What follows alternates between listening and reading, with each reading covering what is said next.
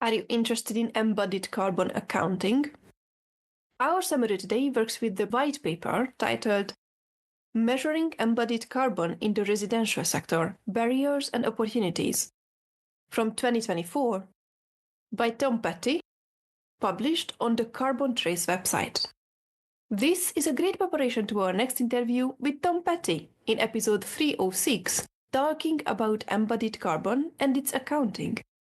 Since we're investigating the future of cities, I thought it would be interesting to see the opportunities for the building industry regarding embodied carbon emissions. This white paper investigates different embodied carbon measuring methods and defines one for the residential sector. What is the future for cities? Do you want to learn more about them? Do you want to know how others think about them? Do you want to be part of the conversation? Then this is the right place.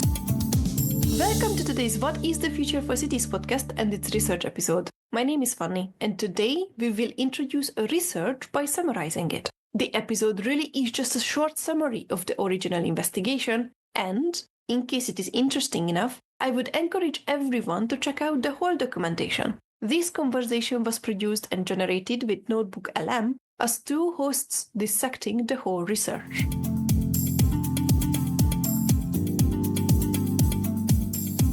We're talking about the hidden carbon footprint of our houses, the embodied carbon. You know, all that buzz about energy efficiency, using less power day to day.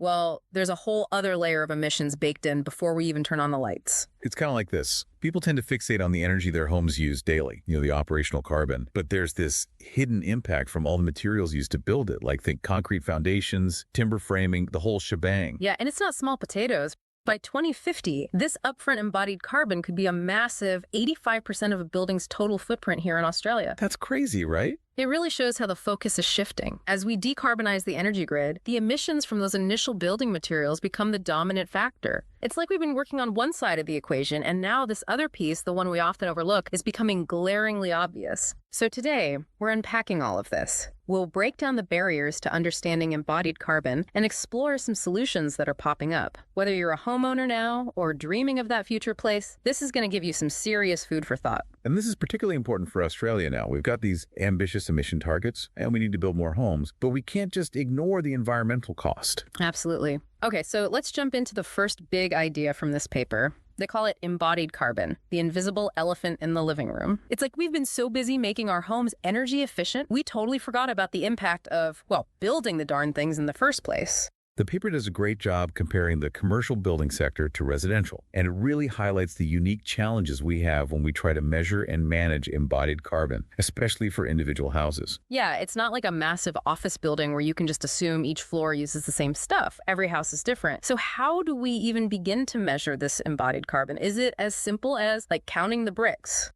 Unfortunately, it's much more complicated. There are three main variables that make it tricky. First, there's the scope of the analysis. What exactly are we including in our carbon calculation? Just the house itself, landscaping, appliances, or the whole life cycle, from construction to demolition? It's like those Russian nesting dolls, right? Layers upon layers. Exactly. Then you have to think about the data on the carbon footprint of each material. Problem is, different databases use different methods. So the carbon footprint of, let's say, a steel beam can vary depending on where you get your information from. It leads to inconsistencies, makes comparisons tough. So even if we agree on what to count, the numbers themselves might be all over the place. That sounds like a recipe for confusion. It definitely can be. And then there's the third variable, which is figuring out how much of each material is used in a particular house. This is where it gets really tricky, especially in residential construction. Because every house is unique. It's not like a factory-made product where everything's standardized. And this lack of standardization in how we build homes makes collecting accurate data a real headache. So how does measuring this compare to, say, figuring out the embodied carbon in a skyscraper? Well, in commercial construction, you often have dedicated sustainability gurus and all this fancy software to analyze everything. They're equipped to handle the complexity. They've got the high-tech tools and the know-how. Precisely. But your average residential builder, they might be a smaller operation, what the paper calls a dog in a ute kind of setup. They don't necessarily have the resources or the, let's face it, financial incentive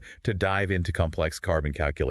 That analogy is perfect. And the paper points out this isn't just an Australian problem, it's global. Residential construction everywhere is wrestling with this. It is. And that brings us to the biggest pain point, actually getting the data to do these calculations. Right. So if figuring out how much of each material we use is the challenge, what options are there? Where do we even look to get this data? There are a few ways to go about it. Cost data is easy to get, but it doesn't always reflect the actual quantities of materials. A fancy toilet and a basic one might have very different prices, but their carbon impact could be pretty similar. So the cost isn't the best indicator. What else can we look at? Another option is using detailed design documents, like those BIM models. They're digital blueprints that contain detailed lists of materials.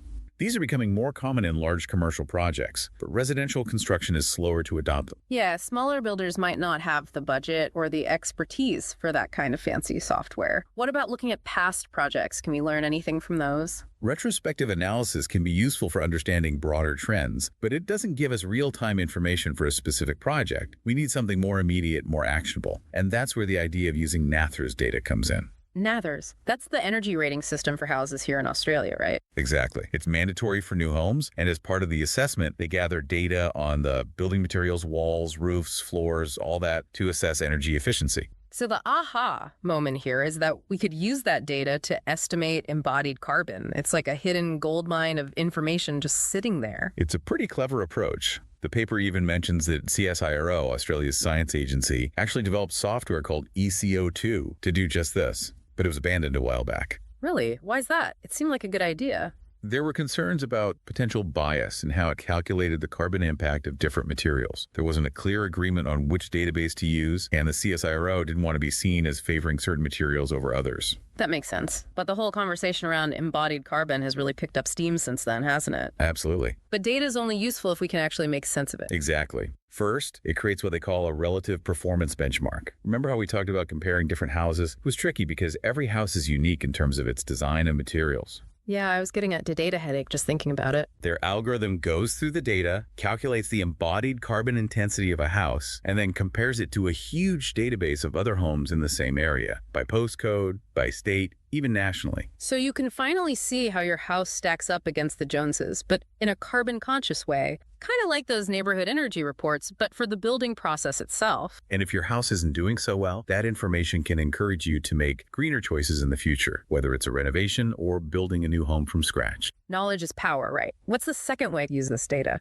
They've developed a really user-friendly platform that lets you model the carbon impact of different design choices. This is especially useful in the early stages of a project when you have the most flexibility. So if I'm planning a renovation or building a new place, I can play around with different materials and see how they affect the overall footprint. It takes all the guesswork out of building green. It empowers everyone involved, homeowners, designers, builders, to make smart choices that can significantly reduce those upfront emissions. Okay, now this is where things get really interesting for me. The paper talks about how this data can connect to green financing. Now that's a game changer, right? It's a perfect match. Think about it. There's all this money out there set aside for sustainable projects. But to access it, you need a solid way to assess the environmental impact. And that's been the missing link, especially for homes. It's like having a key but no lock to put it in. But we now have that key. We can link a house's embodied carbon performance to tangible financial benefits. How would this actually work in the real world? Picture this. You walk into a bank to get a mortgage, and they offer you a green loan with a lower interest rate if you build a home that meets specific embodied carbon standards. Wait, so building a greener home could actually save me money on my mortgage? That's incredible. It is. It's a win-win for everyone. Homeowners save money, builders can get access to green financing for their projects, and suppliers of low-carbon materials see a surge in demand, which drives innovation in the industry. It's like this chain reaction of positive change, all thanks to being able to measure and track embodied carbon. And the paper specifically mentions the Climate Bonds Initiative, or CBI, as an international framework that could be used to link green financing to home building. So a house with a low carbon footprint could actually help a developer secure green bonds for an entire housing project. Precisely. Imagine the impact if that became the norm. It would motivate developers to make sustainability a top priority from the very beginning. It feels like a practical roadmap to changing how we build. And the best part, we're not starting from scratch. We're using existing frameworks and data, which makes it doable and scalable. It's like you said earlier, working smarter, not harder. But there's one thing that keeps popping into my head as we're talking about all this. We've talked about measuring embodied carbon and using it to access green financing. But who's ultimately responsible for cutting down these emissions? Is it the homeowner, the builder, the designer? The question of responsibility.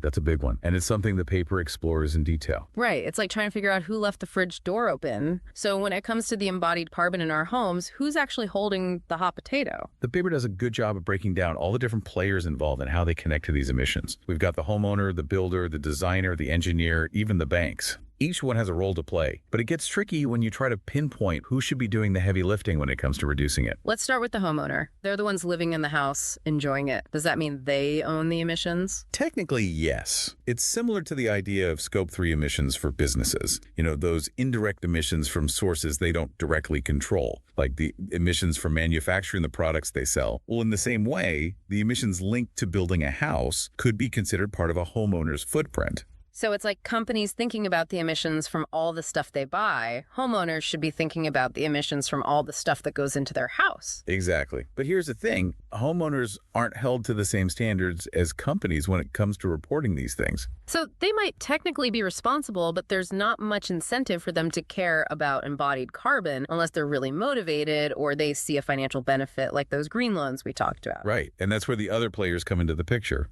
The builder, for example, knows a lot about the materials and the whole building process. So maybe they should be the ones held accountable. It's tempting to point the finger there. But remember, builders are often working within the constraints of a design that's given to them. They're basically following a blueprint, and changing things up can cost more money and take more time. Okay, so does that put the designer in the hot seat? In many ways, yes. The designer makes those initial choices about the structure, the materials, the whole approach, all of which have a big impact on the embodied carbon footprint. But just like the builder, the designer is also working within certain limits, the client's budget, what the site's like, and often the client's own style preferences. Absolutely. It's a complicated web of factors. And then you've got the engineer who's responsible for making sure the building is structurally sound. Their decisions about things like foundations and materials also have a major impact on the carbon footprint. It's like a chain reaction. Every decision has a ripple effect. It really is. And let's not forget about the developers who are setting the vision for whole housing projects and making decisions that can either promote or hinder sustainable practices. Oh, and then there are the banks who are becoming more aware of something called financed emissions. It's like they're realizing that the carbon footprint of the projects they're financing actually reflects back on their own sustainability goals. It's this multifaceted web of responsibility. And like the paper highlights, just pointing fingers isn't going to get us anywhere. The key is to create a system where everyone has a reason to work together to reduce embodied carbon. And that's where this whole new approach we've been talking about comes in, connecting those emissions to real, tangible benefits, financial incentives, green financing options, and even just recognition in the market can really push things in the right direction. Exactly. It's about making reducing embodied carbon a smart business decision, not just some moral obligation. And that's why I find this carbon label idea so fascinating. What if every home came with a label, like super clear and easy to understand, showing its embodied carbon footprint? It would empower everyday people to make informed decisions about the homes they buy or build. Builders would have a reason to compete on sustainability, and suppliers would have a real incentive to develop and market low-carbon material. It could be a real game changer. If we had to sum up the main takeaway from our deep dive today, what would it be? The way we build has a huge impact on global emissions, and homes are a big part of that. But the good news is we've got the knowledge and the tools to make a real difference. We have companies proving that measuring this stuff is possible. We've got financial mechanisms already in place that could reward sustainable building practices, and we've got the power to come together and demand a more sustainable future for housing. It's a future where reducing embodied carbon isn't just an afterthought. It's a core part of the whole process, from the very beginning of the design to the actual construction. That's a future I want to be a part of. So here's a thought to leave you with. What if choosing a low-carbon home became as normal as choosing an energy-efficient appliance? How would that change what we value, how we think, and ultimately how we design and build the places we call home? What is the future for cities podcast?